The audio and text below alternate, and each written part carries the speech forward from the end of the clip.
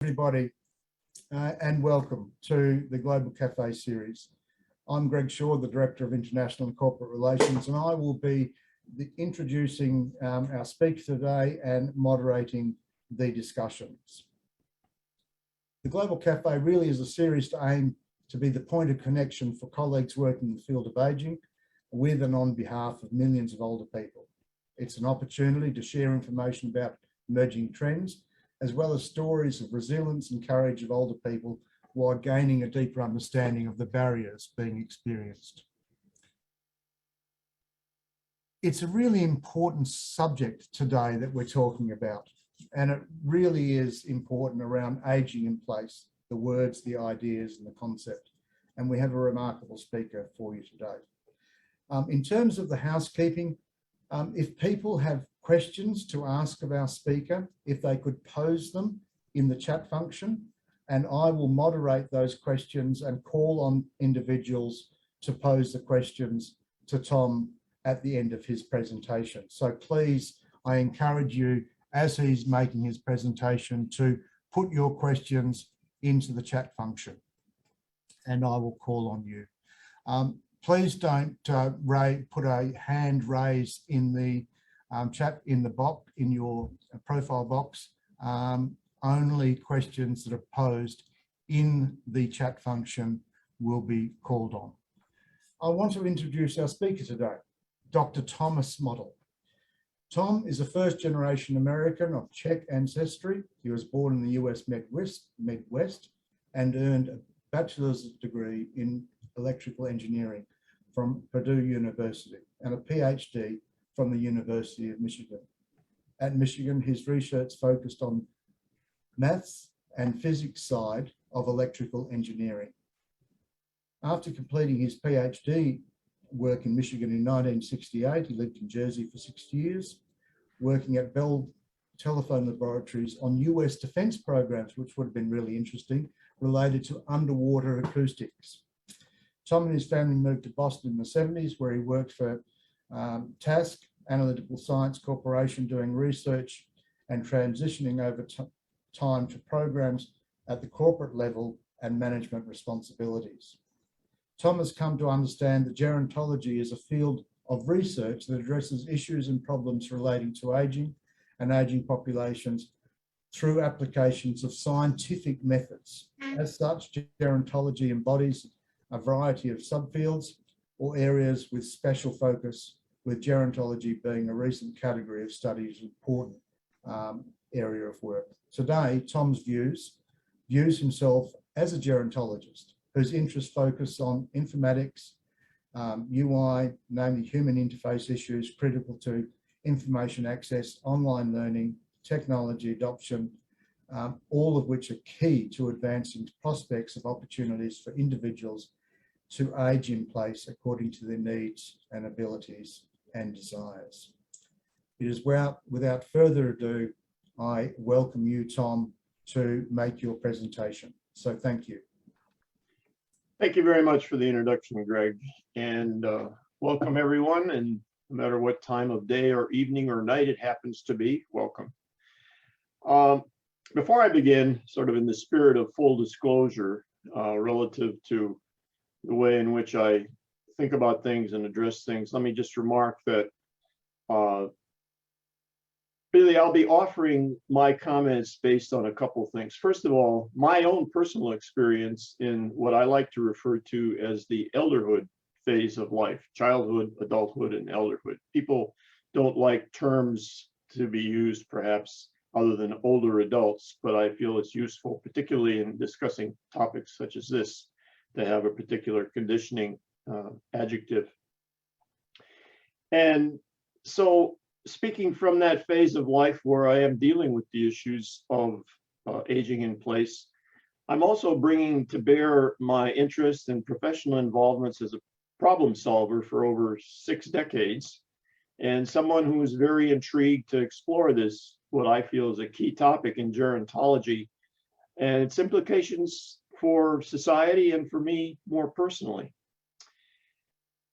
So I chose the title of my presentation today, Aging in Place, the words, the idea, and the concept, for the purpose of, from my perspective, saying that the term aging in place, first of all, derived from the Western cultures and originating in around the early 1980s,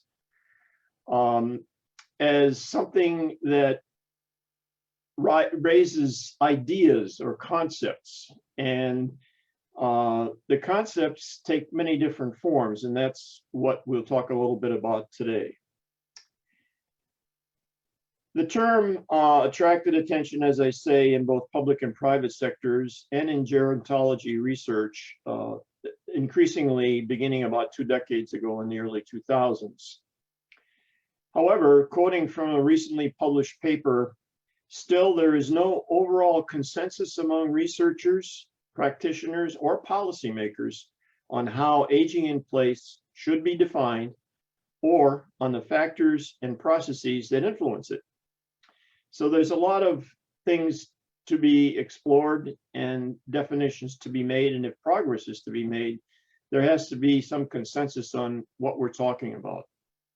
So in that spirit, let me, before I undertake the central part of my presentation, make 3 points which sort of will highlight some of these issues.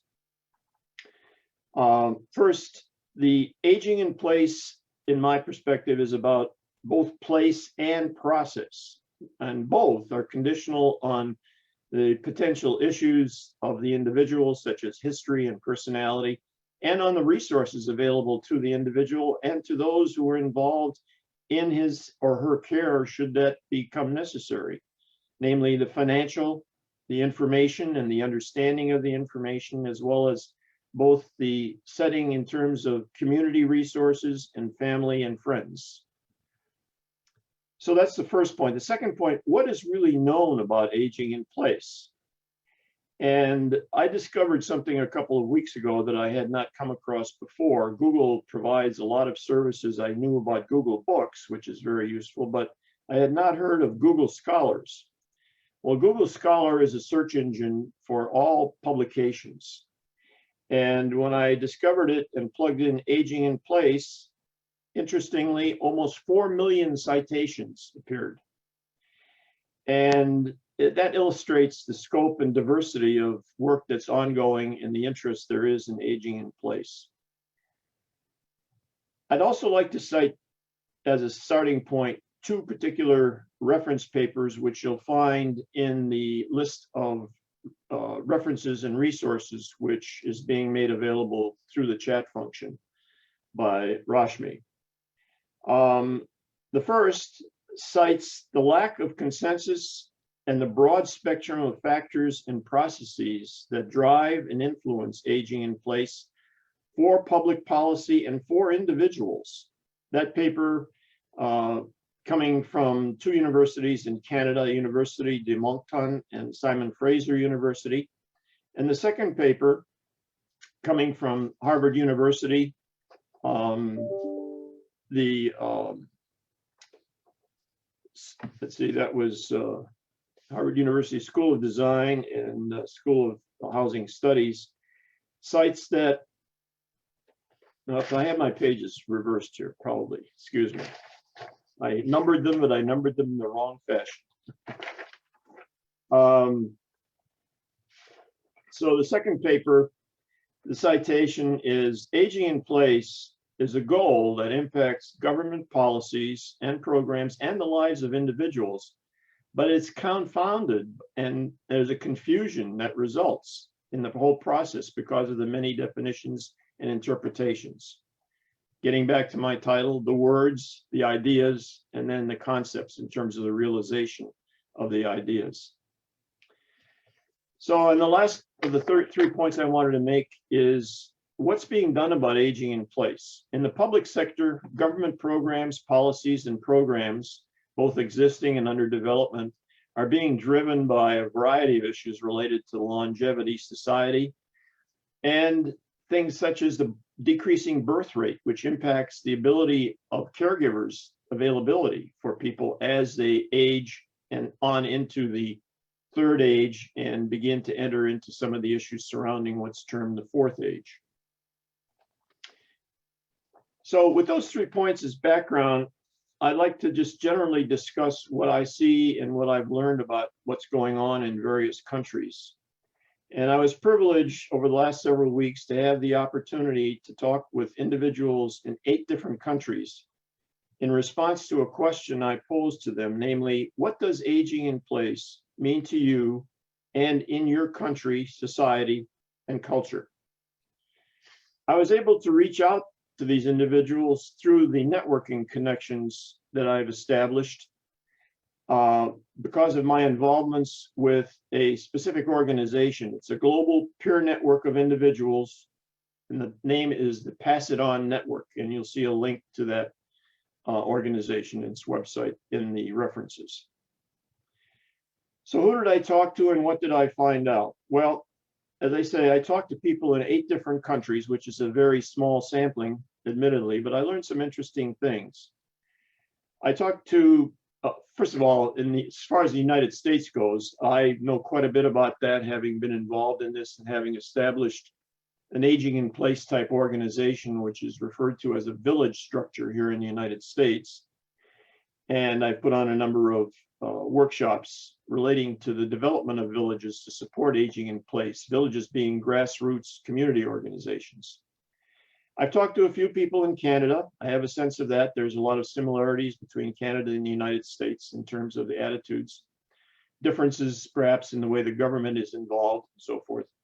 I've talked to people in the United Kingdom, 2 individuals there, learned about what's going on there, where the emphasis more in terms of third age, as opposed to aging in place and the issues involved.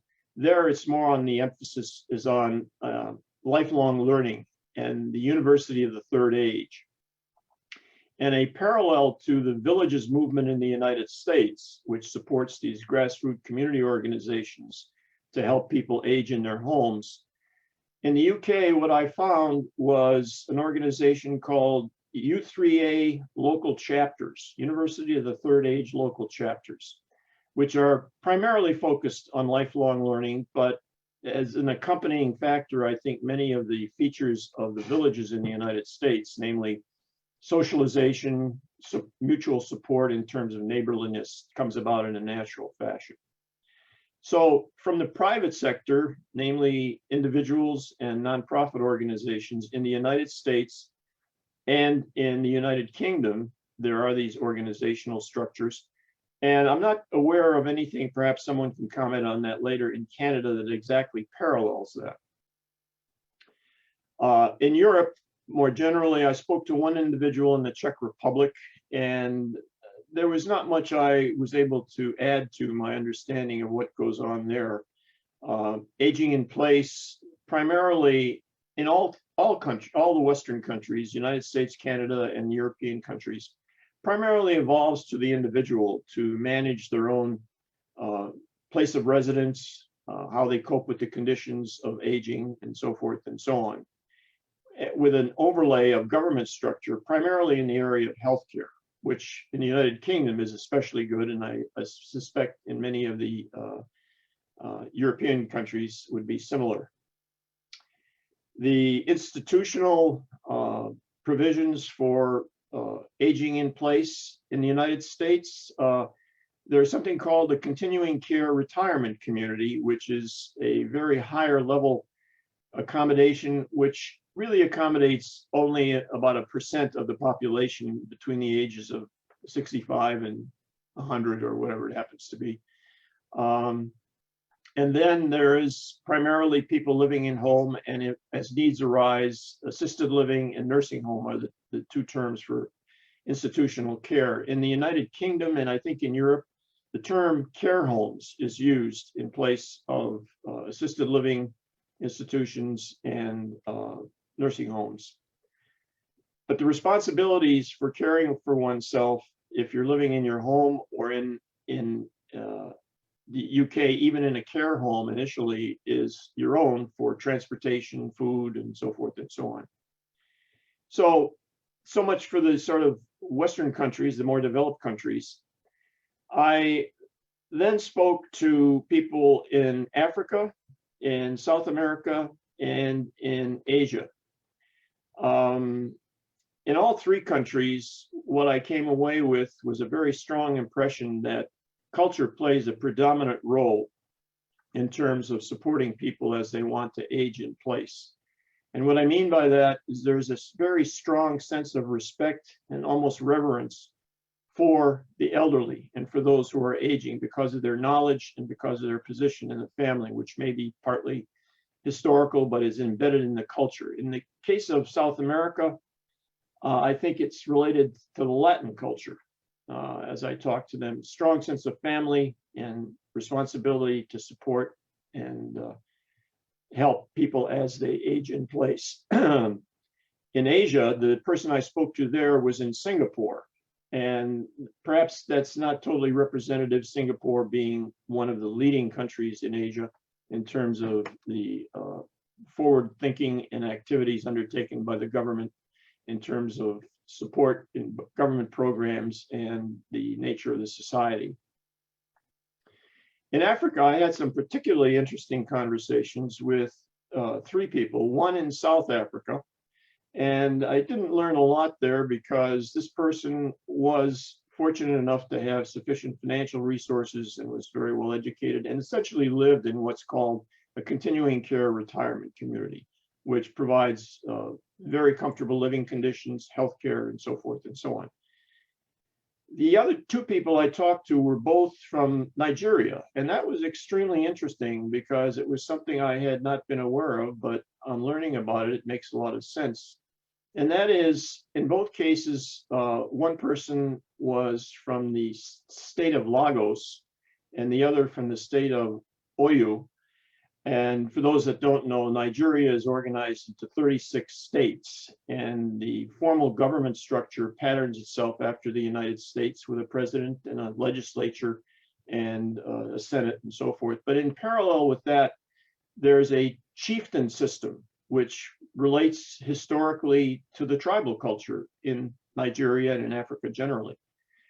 And out of that tribal structure comes the support that is available and helps people to age in place. Now, in the case of Lagos, the person I was talking to happened to be a member of the chieftain system of governance, which parallels the formal system of governments in Nigeria. Her name was Esther Asafa. I won't attempt to get all of the other acronyms, but she and her husband were the king and queen of an area consisting of about 500,000 people. And what they had done was formally, through an organization which she created called the Living Well Heritage Foundation, had structured villages to provide support to those in need of support to age in place according to age groups, essentially decades, the 60s, the 70s, and even the 80s for the people in the 80s who are sufficiently active and have good health to support those who are in need of more help. And as I say, this derives from the historic culture of the tribal structures because of the very strong sense of individual family and family as an extension of the village structure. But in the case of Lagos and what Esther was doing, the structuring was done because she happens to have a master's degree from the London School of Economics in the field of social organization management. So she applied that very formal structure to structure what was going on in her communities. In the instance of the other individual, she was not a member of the chieftain system of government, but knew of activities, and a very parallel structure to what Esther was talking about came from that discussion, which basically naturally evolved and centered around the farming activity, which is central to most of those rural villages. And farming provided sort of a socialization as well as a productive activity to create food and help the village go on. And at the end of the day, when people worked together, they would gather together, as it was described to me, socialize, play games, perhaps have some food and drink, and so forth and so on. So as I say, it's interesting to step back from that in terms of the Western culture, the United States, Canada, Europe, the more formal involvement of the individual. And in the United States, I'll just speak for the United States, the emphasis on youth and the denial of aging creates a system whereby people don't want to think too much about some of the issues one has to cope with to age in place. Whereas, as I say, in the African countries, the Latin countries, and in Asia, there's a much more cultural support structure offered by history and the evolution of those countries. So it's a bit spotty, and it was very anecdotal in terms of this, but I thought it was very interesting, and I wanted to report on that. So let me just wrap up and say that this notion of aging in place has received a lot of attention across the public and private sectors since its origination in the set of the words in the 1980s. However, as I cited earlier, obtaining clarity in the meaning of the words and the implications and resulting ideas and concepts, both for the individual and society more broadly, in my opinion, really requires active, continuing, ongoing discussion and dialogue among both individuals and organizations across both the private and public sector. And I appreciate this opportunity offered to me by IFA and the Global Cafe to contribute my perspective, and I look forward to our discussion. Thank you. Greg, back to you. Yeah, thank you very much, Tom. Look, it's very interesting. And, you know, as people put comments and questions into the chat function, I'll raise a couple of comments. And you're right in that it was in the 80s when aging in place first started being talked about. And aging in place, I don't think there's a clear understanding of what it means in every country, and it's different in many countries. But really it's about how people can remain in the community or place where they want to be, close to family, close to friends. And I remember working with Indigenous communities in Australia, and people would say, well, aging in place, nursing homes, that's not aging in place. But in actual fact, it can be aging in place in residential care facilities, because I know in some of the remote Indigenous communities, what they wanted was facility to enable their elderly who needed care to be in a place in the community and supported by the community, so that they were in their tribal lands, traditional place of birth, which was important to them. So whether it was in a residential facility or being cared for in the community was no difference. It was still aging in place. It was about giving people the choice to be where they want to be, where they age. So whether it's in a care facility or whether it's not, or at home. Greg, if I could interrupt for just a moment, that's a very important point, because one of the things I found in the literature, and I know this myself, is that the voice of the older person who is aging in place is not sufficiently heard. And perhaps that's because not enough people have spoken up, but I think that's changing because of the nonprofit NGO type activities that are ongoing, such as IFA. Yeah, look, and the other thing, Tom, I think if we talk about aging in place, governments predominantly have looked at built infrastructure, nursing homes, long-term care facilities for the care of the elderly. But I know, as everyone knows, my background's from Australia, was in the design and development of the aged care systems in Australia. And aging in place, really the focus has been very much on providing supports to people in their own homes, where they live, where they want those supports, until such time as they do need residential care. And there isn't enough emphasis, and certainly is not enough emphasis in Canada, on community-based programs to support people in their own homes. There isn't anywhere near enough. And I think about the situation in Australia, more people are cared for in their own homes than are in long-term care facilities through funded community aged care programs, which are equally supported by government. Greg, I just give you a number from the United States, as I'm not sure how representative it is, but less than 10% of the over 65 population live in institutional care organizations. Yeah, well, Tom, that's it's generally around 7% globally. 7% would be in residential care. 25% would be supported in the community. Most people would have a short-term illness, hospitalization, and would never require long-term care or community-based support. So It's really, it's a priority for governments to invest in community-based services to support people in their own homes. And there's not enough of it, unfortunately, I don't think. And it really raises the questions.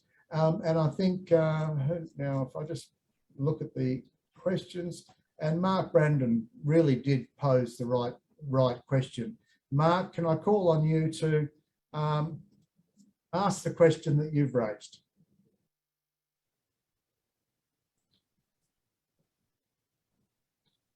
Mark Brandon, can you unmute yourself?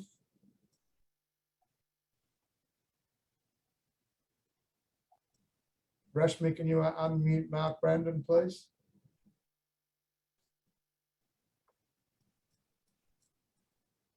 Oh, perhaps. Right.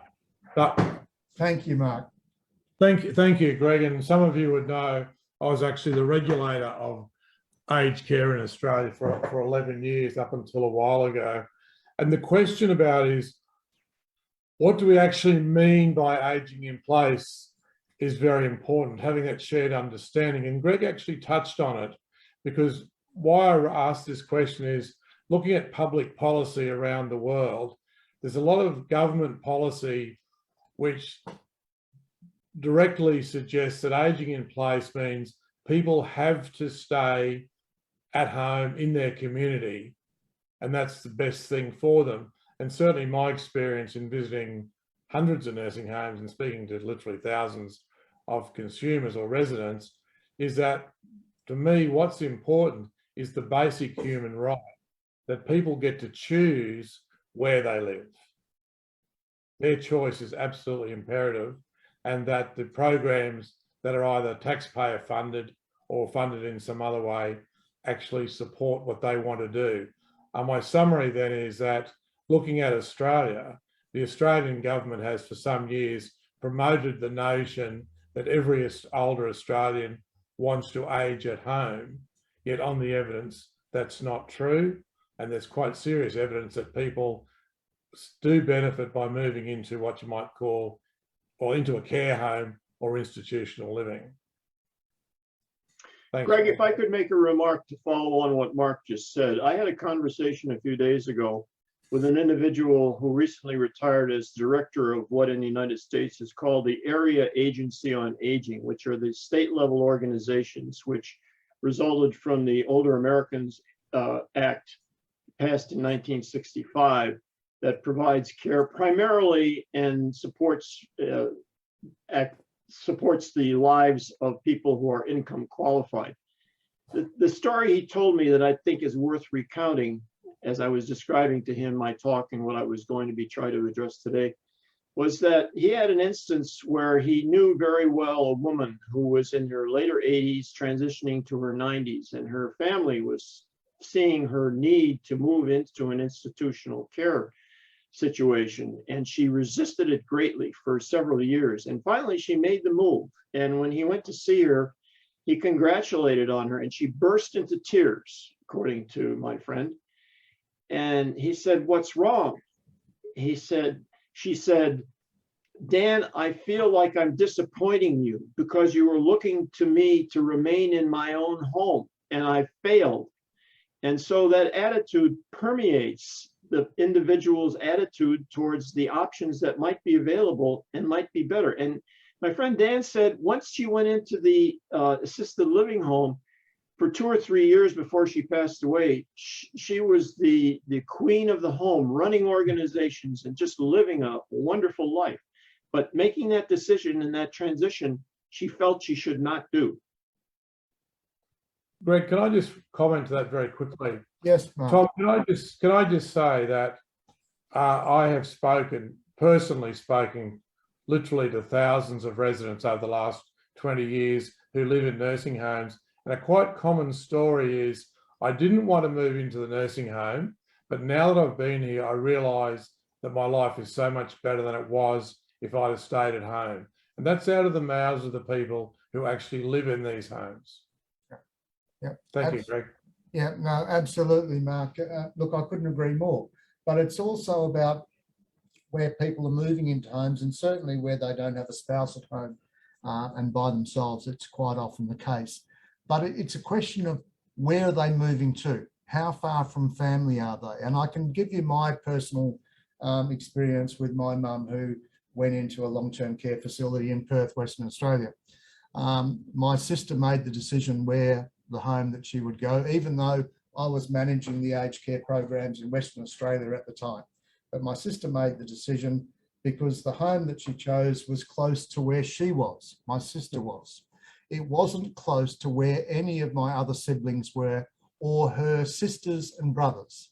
It wasn't close at all. It was, for some of them, it was over an hour's commute to go and see Nina. So for my mother, aging in place would have been far better being in the community where she was familiar. And for one person to have to travel an hour, as opposed to 10 people having to travel for an hour or 2 hours, makes a big difference. So I think it really is about choice. And I'll give you another example.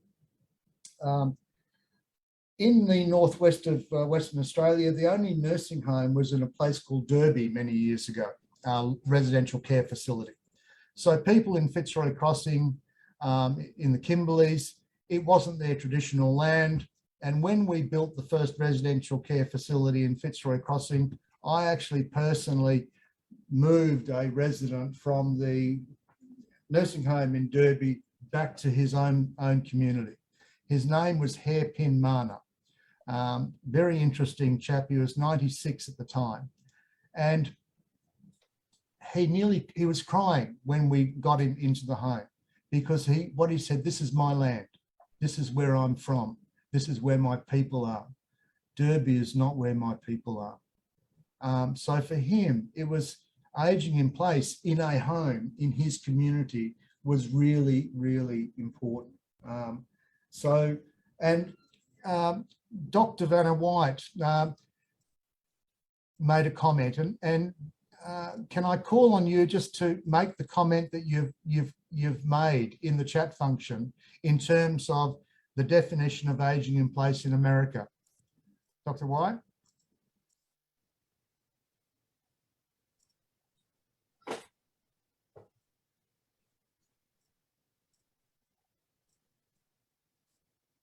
Rashmi, can we get Dr. White on?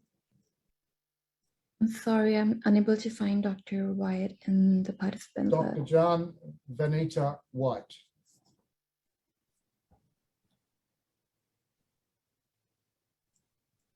We've got so many people on here. It's Hi, can you hear me? Yes, can. What was the question? You talked about in the US what the definition of aging in place is. Right. It's interesting. Yeah, it differs from the global definition, because aging in place in the gerontological community definition is remaining in your community, in your home, in your dwelling. When you move into assisted living or into a nursing home, according to the gerontological definition, you are no longer living in the community. So aging in place in the United States is staying in your own home. 95% of people are able to do that. It takes some planning. We're working on technology and retrofitting the home at times. And we don't want to go down the paternalistic path. We want to empower people to make their own decisions and have as much help as possible for them to remain at home, because the overwhelming majority of Americans want to remain in their home. Greg, Dr. White, are you done? I don't want to interrupt you. I'm done. I just would like to make a remark referring back to why I chose the title, because the words, and I find as I've done this work in the last 10 years, words make an enormous difference because of their interpretation and what they resonate with individuals. And this issue of aging in place, the word place, I've had this discussion with an individual at LaSalle College, Dr. Joanne Montpar. when I first began working with her several years ago, because place, as you just described, Dr. White, relates to community. And I agree.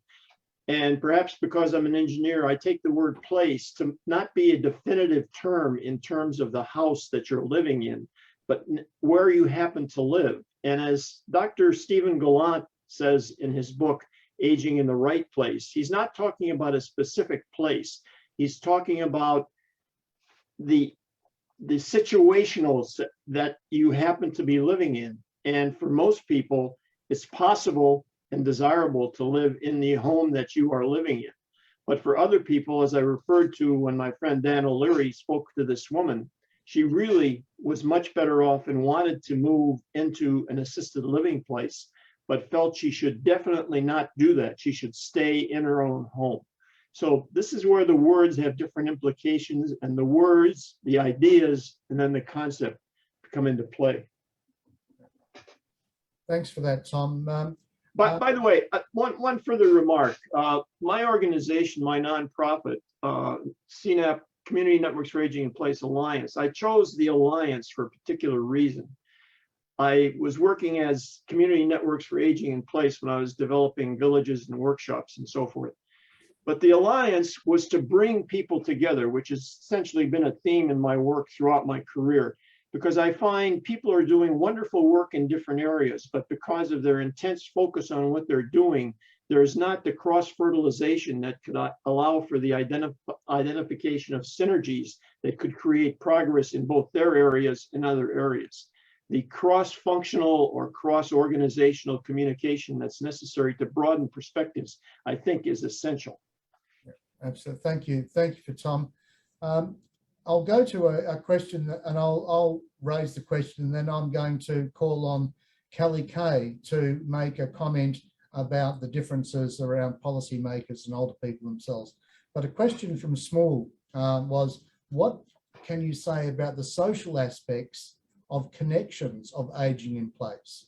This to say, connections of aging in place among poor and wealthy people, high and low economic, socioeconomic groups of the population.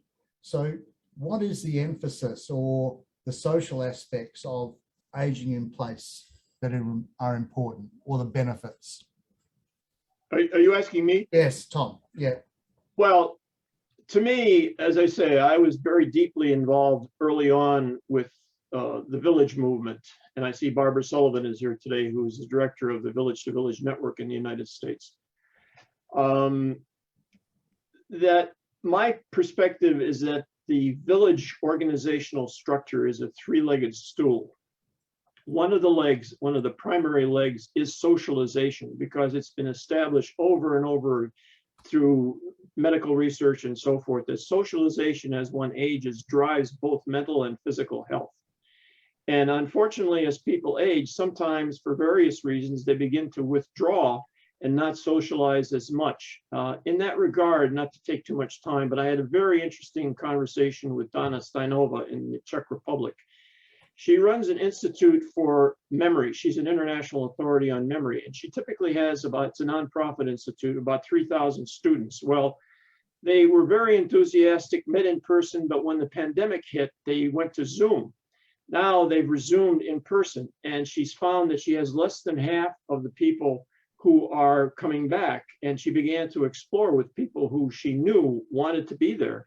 And she found that many of them said, well, you know, after the experience of the last couple of years, I really find it very comfortable to remain at home and interact with things via video communications. And that's a slippery slope, because that begins to cut off the socialization aspect. Getting back to the three-legged stool, just to complete that, socialization, a primary leg, a second leg, information exchange and education, one of the primary purposes of the UK U3A local chapters. And the third is mutual support, not in the healthcare sense, but helping shovel drives, delivering meals, taking people's cats out of their tree. Those are the three legs of the stool for the village organization, as I interpret it. And perhaps Barbara would have some comment. Thank you for that, Tom. Can I call on Kelly Kay, because she's made a comment about the difference, what older people prioritise and what governments prioritize. Kelly?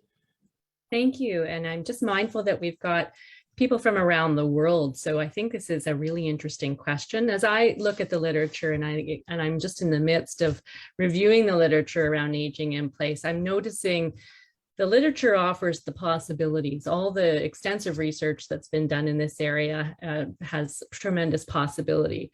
When we start to look at commissioned policy documents, there's a bit of a winnowing effect, and we see certain things being recommended in policy. And by the time we hit the legislative environment and the regulatory environment, there's an even narrower field of options. So I'm curious, I've come across some of it in my investigations, but I'm curious and just really wanted to appeal to the wisdom of the group. What is a policy framework, and what kind of legislation and regulation is enabling aging in place in your part of the world? Because I think there are some examples where I can see quite clearly that legislation and regulation is creating a supportive environment. And in other places, it's really narrowed the options to just sort of specific focus around building long-term care beds.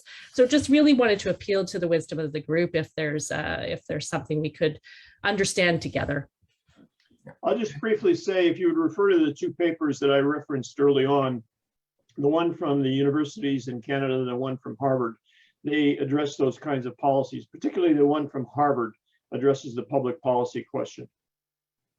Thank you for that, Tom. And look, if anyone has any thoughts or comments and would like to pass some information on to Kelly Kay, I'm sure that she would be happy to receive some information. And if you have some information that you'd like to share, I'm sure Kelly won't mind putting her email address in the chat function and people can share that information. Kelly, I'll suggest Google Scholar, where you can do qualifiers to aging in place on public policy. And I think you will find a lot. Yeah. Can I now call on Dominic Boyd to, he's made a comment in the chat function, and then can I then call on Dr. Rayo to make his comments and pose questions. Thank you. Dominic Boyd. Hey, Greg, thank you. I think you're referring to the comment about the relative power of seniors versus other social groups. Yes. And so I think it's just a sort of a thing we want to keep in our minds as we tackle these topics, is that it is a political issue in many ways. A lot of countries are seeing aging populations. The capacity of the younger cohorts to support the well-being of seniors who are no longer working is an issue, and it's going to be more of an issue in a lot of countries. So we do need to keep this in mind, I think, as we talk about things like aging in place. How much sort of relative power do seniors have to be able to sort of chart their own destiny, sort of thing. Thank you. Thank you. Greg, a side comment. One of the things that came to light as I talked with people is in Europe, because of the historic nature of the dwellings that people have, aging in place becomes increasingly difficult as you incur more disabilities.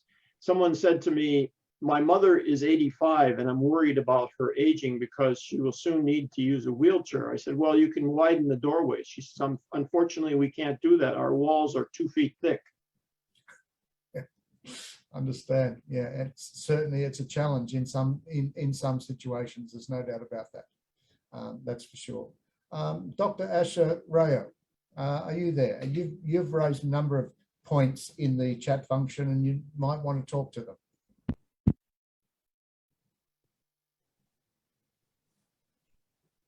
Yes, go ahead, sir. Yes, I just wanted to say hello to all of you. You all so-called developed countries are having so many problems about aging at place. What about India, where we do not even have roads connecting to the houses? Villages, they are very difficult to live in. There are no hospitals. And as you might be thinking, even the cities are having morbidity, and patients have to be carried by families on their shoulders. So when you talk about aging at place, Yeah. how can I do something as an individual and part of a small NGO? A comment, Greg, on what Dr. Rao just said, and that is she's referring to specifically the health issues that can occur when they become more severe. And this is one of my initial motivations for talking with you about this talk about aging in place. And my original intent disappeared when I began to find out a lot of other things. But one of the things that concerns me is that people think about aging in place primarily in terms of the third age, where people are fully functional, able to live independent lives, control what they're doing, and have reasonable health. They don't want to think about aging in place relative to the transition that almost inevitably will occur. And you begin to need much more care, in particular healthcare. And one of the people I talked to is a retired geriatrician from Mass General Hospital. And I asked him, what do you think about aging in place? He said, I think the key to aging in place is to stress to individuals to think about risk to themselves. They may be healthy, but if they're climbing up on a ladder to get something off of a top shelf and fall down and break their hip, that's the beginning of the slippery slope. So minimize risk. Don't get up on your roof to clean up your gutters or things of that nature. Yeah, Tom, I agree. And I think, Dr. Rayo, it's a real challenge in some countries where there's lots of rural and remote areas where they don't have the health infrastructure, they don't have the road infrastructure, the transport infrastructure. But it's really at the grassroots level where you need to be thinking about how can you make changes. What can happen in small rural communities? What can support individuals to remain in place? And I can tell you that in some remote communities in Australia, we had built, 10-bed community-based long residential care facilities, small facilities, which were able to support people in the community. But it's a challenge for government to actually bite the bullet and say, yes, it is important for individuals to remain in their communities, whether it be in their houses, in their village, in a care facility of some description. One of the comments that came through, interestingly, was Noor Kazai. Do you think family caregiving culture and values could be a priority for Western countries? And you raised the issue, the comment, Tom, about in the Asian, particularly Asian cultures and some of the cultures where traditional family caring values are much more prominent or prevalent than in Western countries. Do you see Western countries making more of a request for the family commitments for supporting elderly at home? And it's difficult because of the small number of childbirths that families have these days. Yes, you put your finger on it, Greg. The declining childbirth issue, which is a dominant feature in Italy, for example, is facing a crisis because of the low birth rate.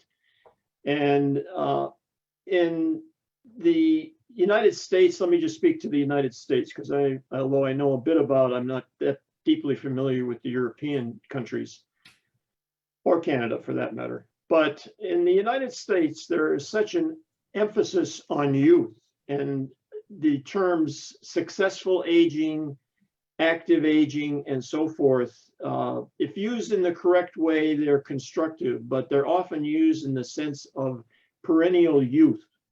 Active aging, being young, successful aging, being young. And that in combination with the decline of family structures because of mobility of the youth, which is something that actually came up in my discussions with Esther Asafa in Nigeria, because she said the problem was that the youth in the rural villages were going to the city of Lagos because of the opportunities for earning money and living a Western lifestyle and so forth. So there were very few remaining people to care for people. So I think that's a very, at least in the United States, a very difficult trend to reverse. Yeah, it is. Yeah, and certainly I think there seems to be a growing emphasis on family supports. There's no doubt about that. But the difficulty is the low child birth rates in developed countries. That's certainly one of the challenges. A couple of comments, Edgar. You know, you talked about the Older Americans Act in the US is not for limited means, low-income elders only. Limited funding causes targeting of those with greater social and economic needs. So in the United States, there is a disparity between those that have and those that have not, and those under the Affordable Care Act in terms of receiving the appropriate care and services where they need them. Any comments about the disparities that exist in the United States, Tom? I'm sorry, I was just looking at something. The disparities in the United States relative to? You know, aging in place, care. I mean, if I live in where Dr. Smith lives, for argument's sake, in upstate New York, it's probably much easier for people in those communities accessing services because of their status in the community, their wealth. But you go to poorer communities, there's significant challenges for those communities to age in place. So how are some of those barriers overcome? That's clear. Aging in place, in the sense of being a situation that one can manage and deal with and be comfortable in, really relates to your resources, both your personal resources, your community resources, and resources in terms of family. So it's the United States, the clustering in large cities creates certain type of environment, but in rural communities, because once again, similar to what is taking place in Africa and other places around the world, young people are leaving rural communities to go to the cities. And so there is a disparity of available care. And in general care, even if you're in the cities, I might mention that on a personal basis, my wife and I, who are both in our 80s, have what we call Plan A, Plan B, and Plan C. Plan A is to remain in our own home, hopefully until we are no longer here. Plan B would be to perhaps find help through our family, or even perhaps to have someone come in to take care of us. But the availability of people, when I was speaking to someone who's a professional in this area about my Plan B, our Plan B of bringing people in, she says, lots of luck finding somebody. They're importing people from all over the world. I had an interesting story, a communication I had with someone in Switzerland who was trying to deal with providing opportunities for nurses to help people in their homes. And I learned that in Switzerland, there's such a shortage of nurses for a variety of reasons that they're importing nurses from Germany. Germany, in turn, is importing nurses from Poland. Poland, in turn, is importing nurses from Africa. And so it's a worldwide crisis in that sense.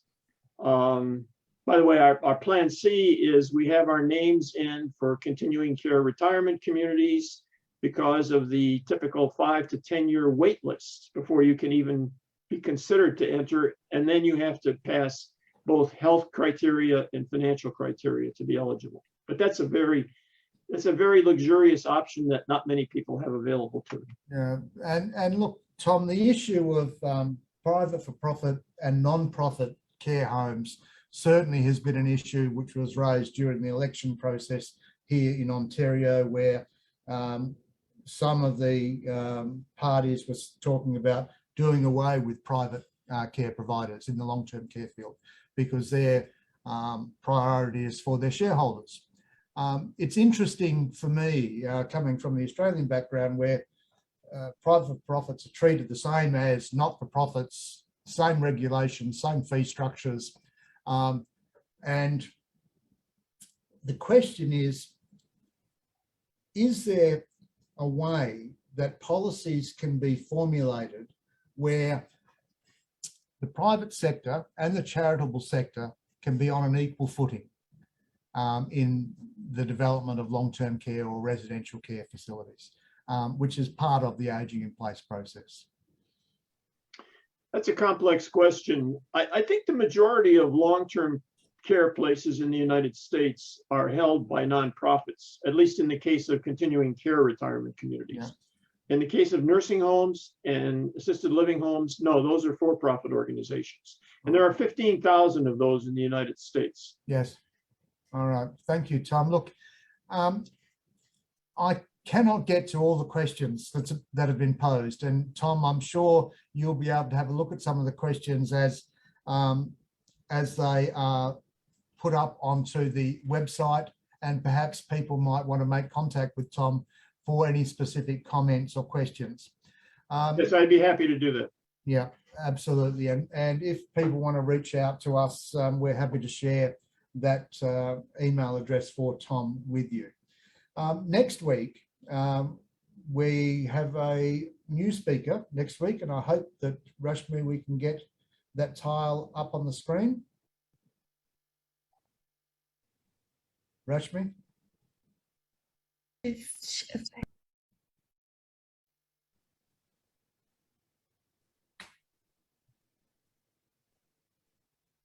I don't even know who's talking next week, so I was hoping that I could see a tile to say who you're going to be listening to next week, but perhaps I can't. That's all right. Tom, I'm going to give you the closing minute or two just to make some closing remarks, and thank you for all the people that have been online today. This has been one of the busiest cafes that we've had in terms of numbers. There's 58 questions below where I am now, which I haven't got to, so I do apologise for those. So perhaps, Tom, we need to invite you back in a few months' time to actually continue this discussion and dialogue around ageing in place. Well, as I mentioned to you, Greg, I'd like to propose, if there's interest in this, to perhaps have a panel type discussion where we could have 3 or 4 experts in the area. And I would be happy to participate in whatever fashion is appropriate in that, and perhaps have one or perhaps even a series of those, because this is a very important issue with a lot of implications. In terms of my summary remarks, I don't have control of my screen sharing. I was going to show 3 images, but let me just speak to that briefly because we're at the end. The first image was one which tried to underscore the point that my title attempted to convey, namely, aging in place is a set of words which gives rise to a series of ideas, which then leads to a set of concepts. And that transition from ideas to concept is where reality sets in and all the intersectional factors that impact the ability to age in place. The second view graph, I was just going to show the screen that I was able to screen capture from the Google search, showing the 3.9 million citations that I discovered when I brought that up. And the last view graph was taken from the presentation that Dr. Stephen Gallant made at the webinar, which was part of my Future of Aging series, which is available on my YouTube channel, CNAP Alliance. Dr. Gallant did a 20-minute summary of his book, Aging in the Right Place, which I consider and many consider kind of a Bible of aging in place. And that last slide indicated that there are 3 primary things that come out of thinking about aging in the right place. First of all, one size does not fit all. This goes back to the issue of individuals making their decisions or being helped to make a decision that's appropriate to them. The second, paradise is in the eye of the beholder. Beauty is in the eye of the beholder. What's wonderful for one person would be miserable for another. And the last point he makes is that it's up to the individual or the support structure of the individual to continually monitor what is the right place to be aging. And hopefully it's in your own home. But if it's not, hopefully to avoid the situation I referred to earlier, where the elderly woman was just devastated because she felt she was a failure because she was moving to an assisted living place where she thrived for 3 or 4 years. Thank you, With that, Tom. I'll end. Thank you very much for the Thank, opportunity. thank you, Tom, and thank you to everyone who participated today. The session will go up onto the IFA website where you'll have access to the recording and the chat comments. So that will be useful for everyone. I want to thank you all today, whether it's morning, evening or night. Particular thanks to Rashmi for helping set this up and managing the day. To the rest of the IFA team in support, thank you. And for all of you, thank you.